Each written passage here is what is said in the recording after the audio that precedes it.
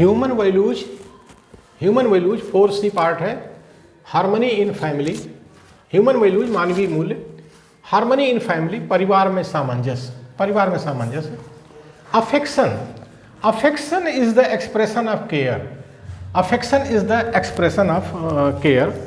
Affection को स्नेह कहते हैं, स्नेह, ममता या स्नेह देखभाल की अभिव्यक्ति है, देखभाल की अभिव्यक्ति है।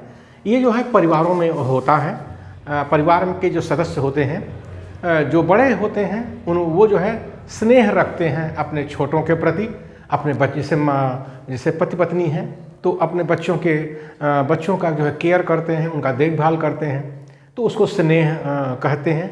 इसी तरह से जो छोटे होते हैं वो अपने परिवार में बड़े सदस्यों को आदर करते हैं, तो ये स्नेह और आदर का रिश्ता होता है, परिवारों में होता है। जो इनफॉर्मल संगठन होते हैं, अनौपचारिक संगठन होते हैं, वो अगर सफल होना चाहते हैं तो उनके अंदर डेमोक्रेटिक स्पिरिट के साथ साथ फैमिली स्पिरिट होना चाहिए। फैमिली स्पिरिट माने परिवार भावना होना चाहिए। जब परिवार भावना होगा तो जो छोटे स्तर के कार्यकर्ता हैं, कैडर हैं, वो बड़े स्तर के कैडर को जो है, कार्यकर्ताओं को जो है, अपने लीडर को जो है वो आदर देंगे। और ऊपर के जो बड़े जो लीडर होते हैं, जो कार्यकर्ता होते हैं, कैडर होते हैं, वो अपने छोटों को जो है स्नेह देंगे, स्नेह, अफेक्शन। अगर ये होता है अनौपचारिक संगठन में, जिस अनौपचारिक संगठन में ये होता है, फैमिली स्पिरिट होती है, उसकी लॉन्ग लाइफ होती है, उसका लंबा जीवन होता है, दीर्घायु होता है। जैसे हम क्रिश्चियन मिशन में हम देखते हैं कि हजारों वर्षों से क्रिश्चियन मिशन चला आ रहा है, तो उनके अंदर फैमिली स्पिरिट है। वहाँ पर फादर, मदर, ब्रदर, सिस्टर, इस तरह की बातें होती हैं, तो वहाँ पर जो है अफेक्शन है। जो बड़े फादर होते हैं, मदर होते हैं, अपने छोटे सदस्यों के प्रति जो है स्नेह दिखाते हैं, स्नेह क्या प्रदर्शित करते हैं, स्नेह होता भी है, होता भी है। केयर, केयर माने ममता। Care refers to nurturing and protecting the body of the one with whom we are related, with whom we are related. इसका मतलब होता है इसका केयर का मतलब ममता होता है, ममता। ममता का मतलब सेवा भावना से है, ममता का मतलब सेवा भावना से है। जैसे माँ होती है, अपने बच्चे की सेवा करती है, तो उसी को ममता कहा गया है। तो सेवा भावना किसी के अंदर भी हो, जिसके अंदर भी होगी, उसको ममता कहेंगे, उसको ममता कहेंगे। और ये जो परिवार में होता है, परिवार में ममता होती है, खास करके जो माँ होती है अपने बच्चों की देखभाल करती है, सेवा भावना उसके अंदर होती है, तो उसी को ममता कहते हैं। इसी तरह से जो अनौपचारिक संगठन होते हैं उनके अंदर भी ममता होना जरूरी है। सेवा भावना अगर नहीं होगा अनौपचारिक संगठन में, इनफॉर्मल संगठनों में, तो फैमिली स्पिरिट नहीं होगी। फैमिली स्पिरिट नहीं होगी तो उन संगठनों का लंबा जीवन नहीं होगा। बस 10-20 साल में, 4-5 साल में टूट फूट बराबर हो जाते हैं। कुछ संगठन तो साल भर में ख़त्म हो जाते हैं। और जिस संगठन में सुप्रीमो होते हैं वहाँ ममता और अफेक्शन, ममता, स्नेह, ये सब नहीं होता है, ये सब नहीं होता है। तो इसलिए संगठन के अंदर जो है सुप्रीमो को नहीं पनपने देना चाहिए। गाइडेंस, गाइडेंस का मतलब है दी वात्सल्य। गाइडेंस माने वात्सल्य, the feeling of ensuring right understanding and feeling in the other, in the other. Guidance का मतलब होता है वात्सल्य, वात्सल्य। दूसरे व्यक्ति में सम्यक बुद्धि और भावना का पनपाना वात्सल्य कहलाता है। दूसरे व्यक्ति में सम्यक बुद्धि और भावना का पनपाना वात्सल्य कहलाता है। सम्यक बुद्धि, सम्मा दिट्ठी, पॉजिटिव एटीट्यूड किसी व्यक्ति के अंदर पनपाना, ये बहुत बड़ी चीज़ है। और ख़ास करके जो हमारा भारत का मूल्यवासी बहुजन है, SC ST OBC माइनॉरिटी का जो समाज है 90% है, और ये हजारों वर्षों से गुलाम रहा है, इसके अंदर सम्यक बुद्धि नहीं है।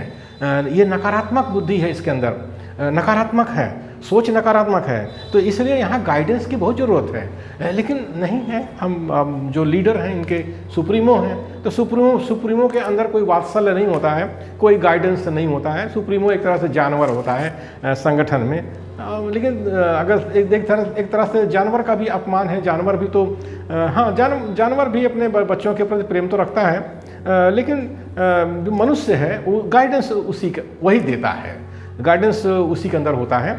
रिवरेंस जो है श्रद्धा, इट इज ए फीलिंग और attitude of deep respect, deep respect, श्रद्धा।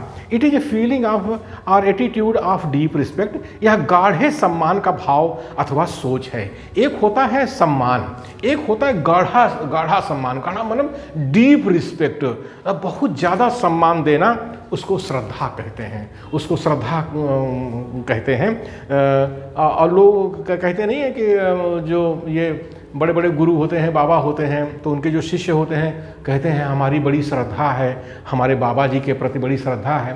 ये बात अलग है कि बाबा जी बाद में चल कर के क्या क्या करते हैं, आप तो देख रहे हैं, बाबा लोग जेल में हैं, जेल में हैं।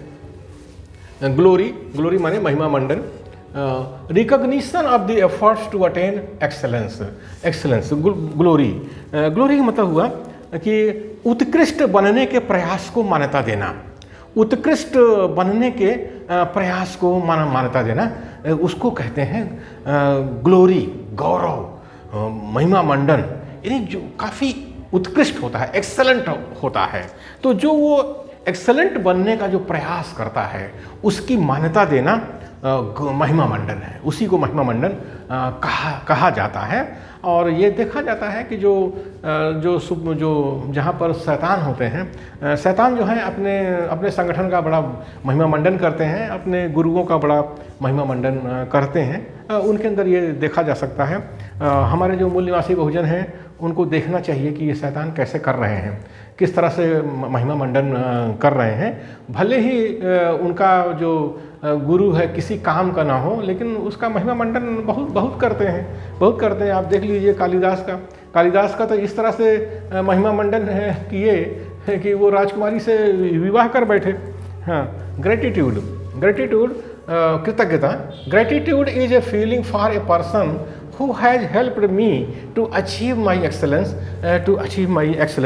गाढ़े धन्यवाद को कृतज्ञता कहते हैं। एक धन्यवाद होता है, थैंक्स होता है, और एक जो है गाढ़ा धन्यवाद होता है, मतलब बहुत ज़्यादा धन्यवाद देना, उसको कृतज्ञता कहते हैं। आप जैसे रिसर्च स्कॉलर्स होते हैं, उनके गाइड होते हैं, तो जब जो वो पीएचडी कर लेते हैं तो वो कृतज्ञता ज्ञापित करते हैं, अपने गाइड के प्रति करते हैं, क्योंकि उसने जो है उसको अपने रिसर्च स्कॉलर को उत्कृष्ट बनाने के लिए गाइड किया है। तो इसीलिए रिसर्च स्कॉलर उसको बहुत ज़्यादा कृतज्ञता व्यक्त करता है। तो ये परिवार भावना में होता है, कृतज्ञता होती है। और इनफॉर्मल संगठनों में जहाँ फैमिली स्पिरिट है वहाँ भी कृतज्ञता होती है, क्योंकि फैमिली स्पिरिट के माध्यम से ही संगठनों में कार्यकर्ताओं को एक्सेलेंट बनाया जाता है। Love is a feeling of involvement with the entire existence. प्रगाढ़ संबंध को प्रेम कहते हैं। प्रगाढ़ एक होता है संबंध, रिलेशनशिप, एक होता है बहुत गाढ़ा जो है संबंध, रिलेशनशिप, डीप रिलेशनशिप, तो उसी को जो है प्रेम कहते हैं। पति पत्नी में प्रेम होता है, और पत्नी और जो माँ होती है बेटी में प्रेम होता है, पिता पुत्र में प्रेम होता है, परिवार के अंदर ये प्रेम होते हैं, गुरु शिष्य का प्रेम होता है। तो इस तरह से ये जहाँ पर परिवार भावना है वहाँ पर ये लव होता है, प्रेम होता है। और जो इनफॉर्मल संगठन जो चलते हैं, लंबे अरसे तक चलते हैं, जिनमें परिवार भावना है, उनके अंदर भी ये लव देखा जाता है, प्रेम जो है देखा जाता है। लेकिन ये जो सुप्रीमो होता है संगठन में, उससे जो है कोई प्रेम नहीं करता है, वो जानवर होता है, सुअर जैसी गंदगी करता रहता है संगठन में, इसीलिए कोई उसको प्रेम नहीं करता है। Recognition of values in relationships lead to justice। रिश्ते में मूल्यों की मान्यता न्याय की तरफ बढ़ाता है। रिश्ते में मूल्यों की मान्यता न्याय की तरफ बढ़ाता है। यानी जो आप लोगों के साथ अगर न्याय करना चाहते हैं, खास करके सामाजिक न्याय करना चाहते हैं, तो रिश्ते में मूल्यों की मान्यता देनी पड़ेगी। देनी पड़ेगी, तभी ये हो पाएगा। क्योंकि ये जो हमारा भारत देश है, गरीब देश है, यहाँ पर सोशल जस्टिस की बहुत ज़रूरत है, और जो संगठन बने हुए हैं सब सुप्रीमो उसके अंदर बैठे हुए हैं, इसलिए लोगों को न्याय नहीं मिलता है, जस्टिस नहीं मिलता है। लेकिन ये जो फैमिली स्पिरिट अगर संगठन में आता है तो वहाँ पर न्याय होता है, कार्यकर्ताओं के साथ न्याय होता है। जहाँ पर फैमिली स्पिरिट नहीं होता है, डेमोक्रेटिक स्पिरिट नहीं होता है, वहाँ पर जो है न्याय नहीं होता है।